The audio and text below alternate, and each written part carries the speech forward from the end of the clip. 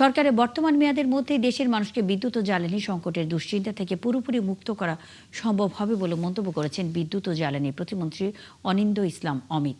শুক্রবার মহেশখালীতে প্রস্তাবিত জ্বালানি প্রকল্প ও মাতারবাড়ি কয়লা বিদ্যুৎ কেন্দ্রের অগ্রগতি পরিদর্শনে গিয়ে তিনি এসব কথা বলেন। প্রতিমন্ত্রী জানান, মহেশখালীতে চলমান দুটি FSRU বর্তমানে দেশের মোট গ্যাস চাহিদার প্রায় 30% পূরণ করছে।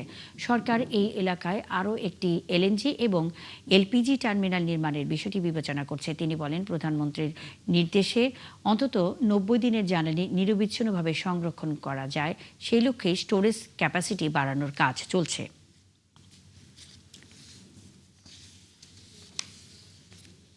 নিরবিচ্ছিন্ন জ্বালানি এবং বিদ্যুৎ সরবরাহ নিশ্চিত করবার জন্য সরকার অত্যন্ত আন্তরিক এবং এই জন্য প্রতিটি মুহূর্ত আমরা ব্যয় করছি। আমরা আশা করি আমরা যদি আমাদের পরিকল্পনা মাফিক আমরা যদি চলতে পারি ইনশাল্লাহ, তাহলে আগামী 5 বছর এই সরকারের মেয়াদ শেষে অন্তত আমরা জ্বালানি এবং বিদ্যুতের ক্ষেত্রে বাংলাদেশের জনগণকে দুশ্চিন্তা মুক্ত করতে পারবো।